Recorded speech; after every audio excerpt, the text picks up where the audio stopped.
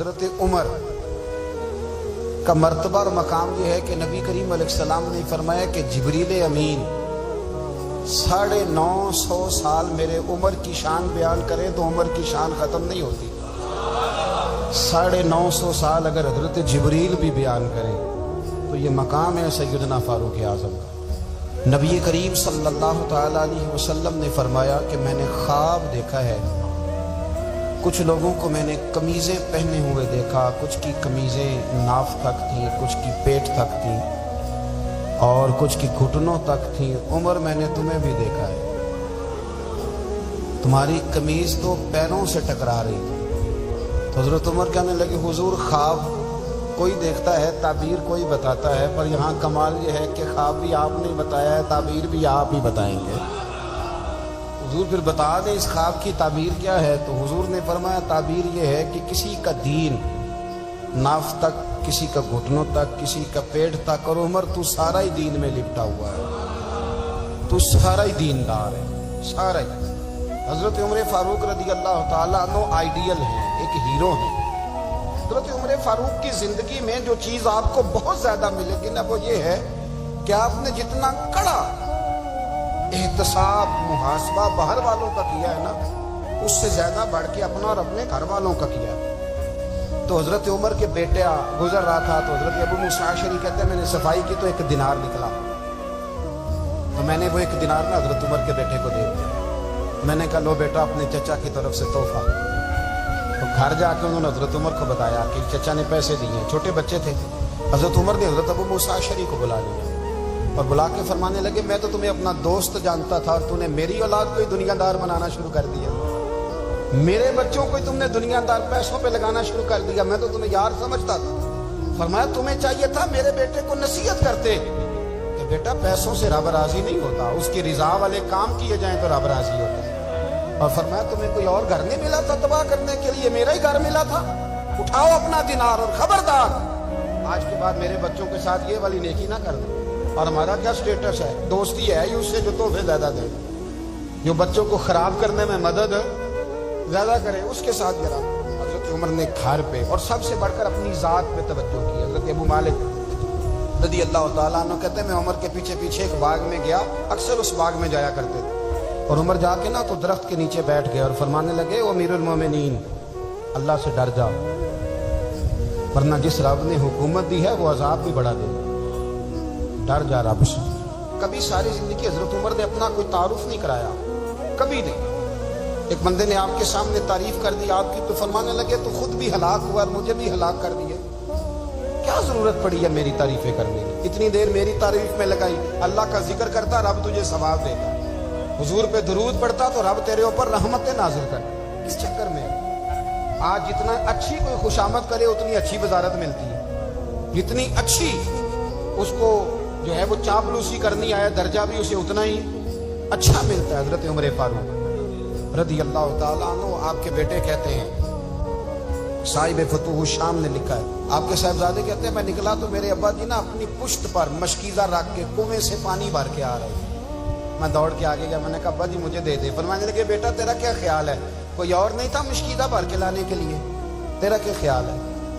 ابا جی بڑے لوگ تھے پر آپ کیوں اٹھا رہے ہیں؟ فرمانے لگے نفس نا ذرا میرا بڑا ہو گیا تھا، اسے ذرا ذلیل کر رہا ہوں، ذرا اپنا محاسبہ کر رہا ہوں، یہ مجھے کہہ رہا تھا تو بڑی چیز ہے، تو میں نا ابھی مشکیزہ گھر رکھ کے آؤں گا، پھر تیری ماں نے مجھے کہا ہے کہ گھر میں لکڑیاں کوئی نہیں جلانے کی، پھر میں جنگل سے لکڑیاں کاٹ کے لاؤں گا۔ امیر المومنین بن کے نا تو میرا نفس تھوڑا بڑا ہو گیا۔ آپ یقین کریں ہمارا آزما خراب ہو جاتا ہے جب تک ہمارا تعارف صحیح نہ ہو، ہمارا تعارف ٹھیک نہ ہو، میں یہ ہوتا ہوں میں وہ ہوتا ہوں، چھوڑ مٹی دیں تے مٹی رہنا ہی، مٹی دیں تے مٹی رہنا ہی، ایویں کادی بلے بلے اج مٹی دے اتے بندیا تے کل مٹی دے تھلے، مٹی دیں تے مٹی رہنا ہی، کادی بلے، مجھے پوچھ لو مجھے جان لو میرا نام لے لو، میں بھی آیا ہوں، میں بھی ہوتا ہوں، میرا بھی یہ تذکرہ ہے۔ جس کو اپنا تعارف کرانا پڑ گیا اس سے بھی زیادہ کمزور کوئی ہے؟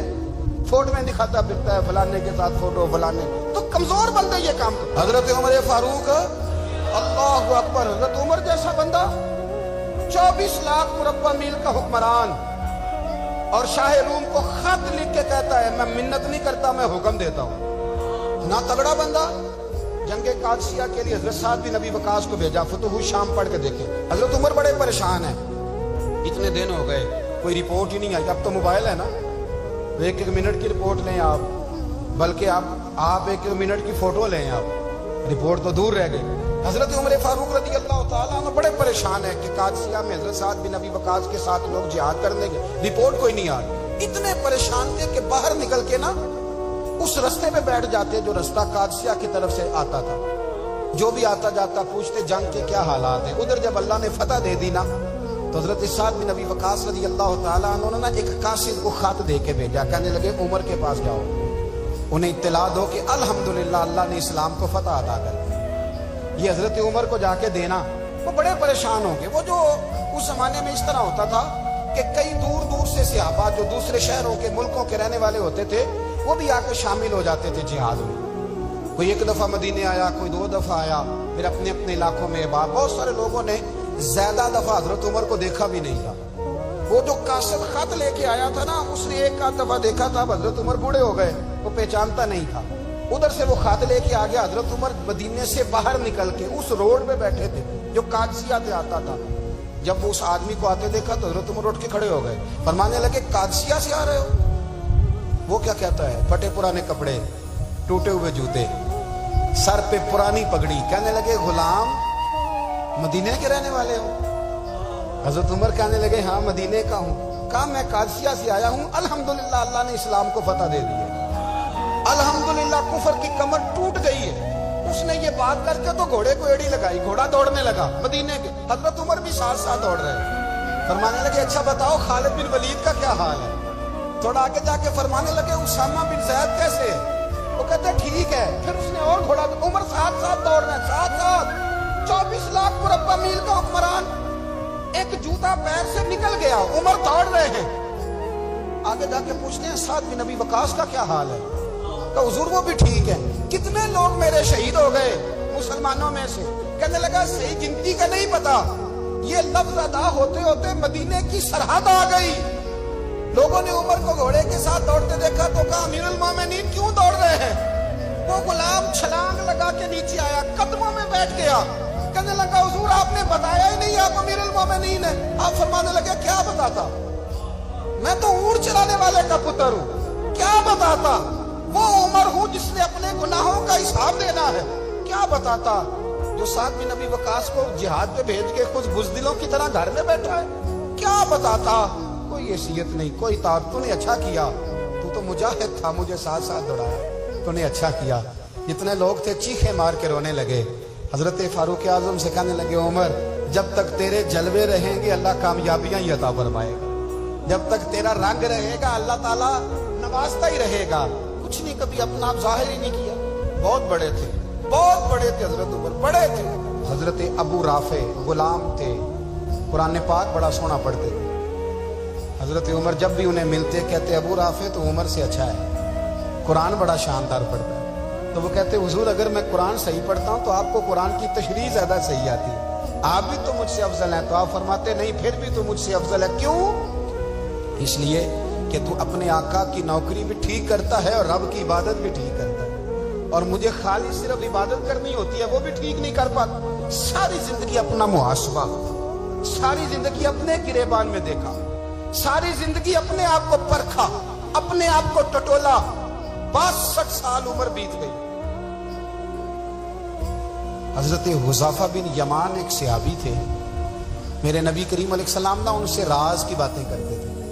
ہر بندے کا ہاضمہ ٹھیک نہیں ہوتا, سب سے راز کی بات نہیں کرنی چاہیے. حضرت حذیفہ بن یمان کہتے ہیں حضور راز کی باتیں بتاتے ہیں.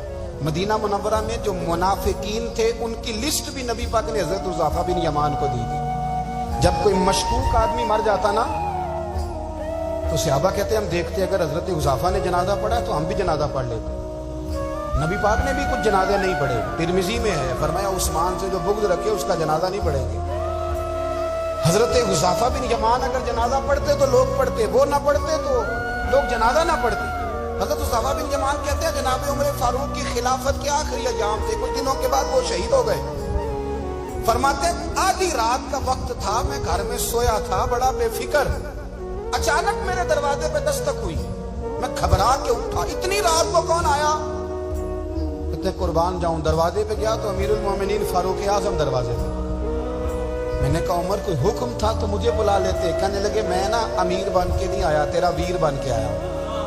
अमीरुल मोमिनीन की वसीयत से सरकारी काम से बुलाता तो वहां बुलाता, मुझे एक जाती काम पड़ गया।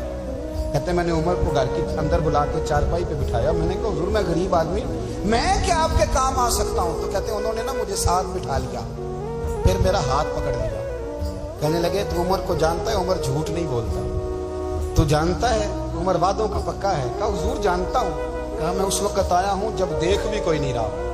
हज़रत हुज़ैफ़ा बिन यमान कहते हैं परेशान हो गया, हुजूर पहेलियां ना बुझवाए, मेहरबानी कर बताए किधर आए हैं। हज़रत उमर फारूक फरमाने लगे 62 साल का हो गया हूँ, 63 में चल रहा है, दाढ़ी सफेद हो गई है, फल पक गया, उठ फरीदा सुतिया, दाढ़ी आ गई कूर, अग्गा नेड़े आ गई, पीछा रह गई दूर,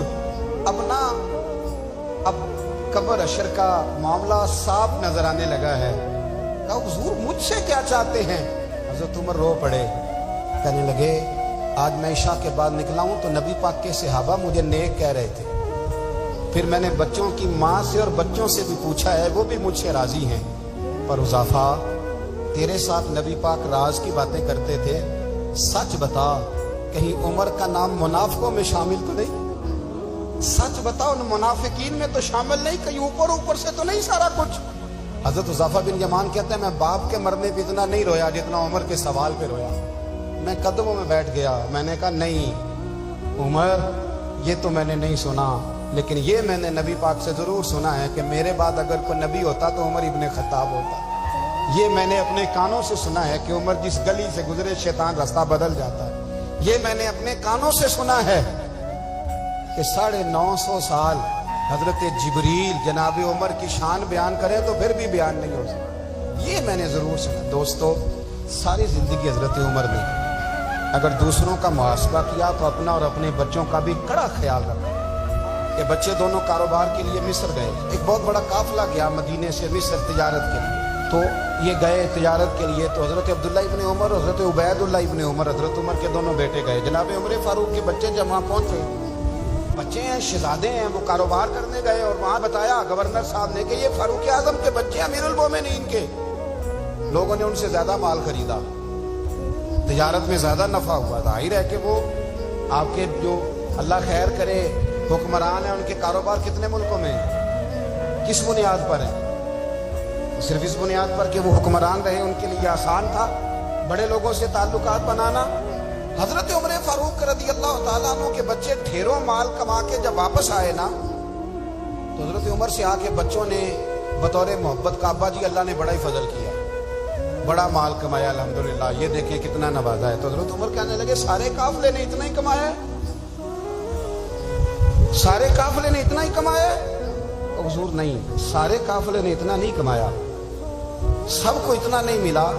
वो तो वहां गवर्नर साहब ने लोगों को तारुफ कराया था कि ये उमर के बच्चे हैं, तो लोगों ने फिर हमसे बड़ा ही खरीदा। तो हज़रत उमर फरमाने लगे ठीक हो गया, मैं बात समझ गया, इस तरह करो जो तुम्हारी असल ज़र थी ना, जो राज थी, वो रख लो और बाकी सारा माल माले खजाना में जमा करा दो, इसलिए कि ये तुमने तजारत नहीं की, ये तुमने अपने बाप का नाम बेचा है, ये तुमने अमीरुल मोमिनीन के बेटे होने का फायदा उठाया है।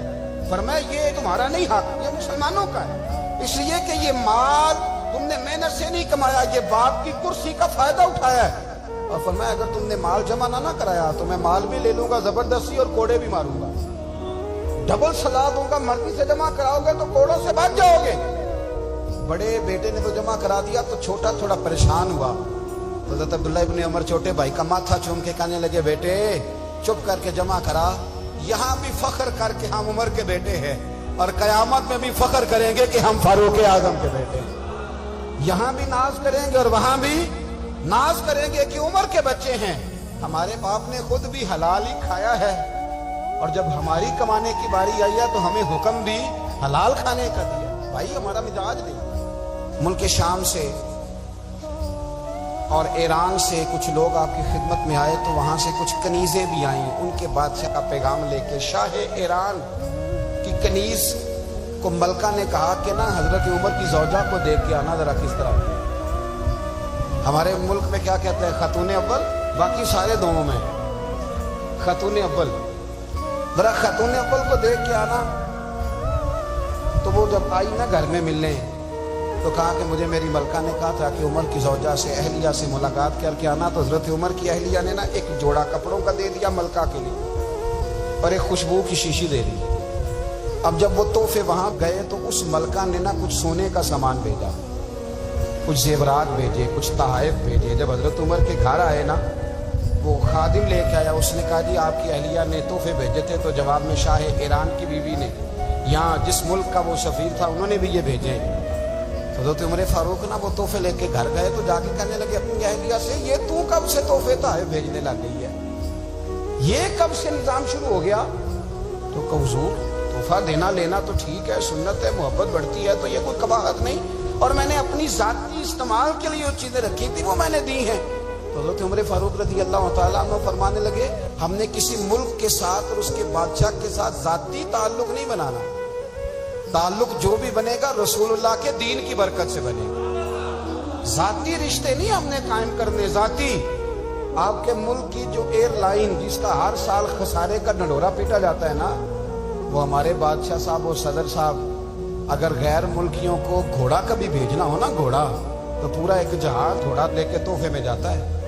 پورا جہاز غریب قوم کا یہ سرمایہ، اور قوم بڑی بادشاہ ہے، لائنوں میں لگ کے ووٹ دیتی ہے. دو کام ہمیشہ لائن میں لگ کے کرنے، ایک بل لائن میں لگ کے جمع کرانا ہے اور ایک ووٹ لائن میں لگ کے، تاکہ پھر پورے 5 سال لائن میں ہی لگے رہیں. مرضی سے آپ ووٹ دینا، پر جو بات درست ہے اس کو سنو. حضرت عمر فاروق رضی اللہ تعالیٰ عنہ نے اپنی اہلیہ سے پوچھا کتنے کا تھا وہ تیرا جوڑا اور خوشبو کی شیشی؟ انہوں نے کہا 3 دینار کی. فرمایا یہ 3 دینار تیرے اور باقی جو تحفے آئے ہیں وہ تو خود کہہ، کیونکہ اس نے تیرے نام بھیجے ہیں. تو کہہ کہ میں مال غنیمت میں دیتی ہے، تو کہہ میں مسلمانوں کو کہہ. تو زوجہ ہنس پڑی، کہنے لگی میں نام بھی کہوں تو مجھے کہنا تو پڑے گا ہی، کہنا تو میں نے ہے ہی، کیونکہ سامنے عمر فاروق ہیں، لہذا فرمایا کہہ دیتی ہوں میں نے دیا خزانے کو. حضرت عمر نے جمع کرا لیا. یہ کیا بات ہے؟ میرے گھر والے جو مرضی کریں، ان کا معیار زندگی جس طرح کا مرضی ہو.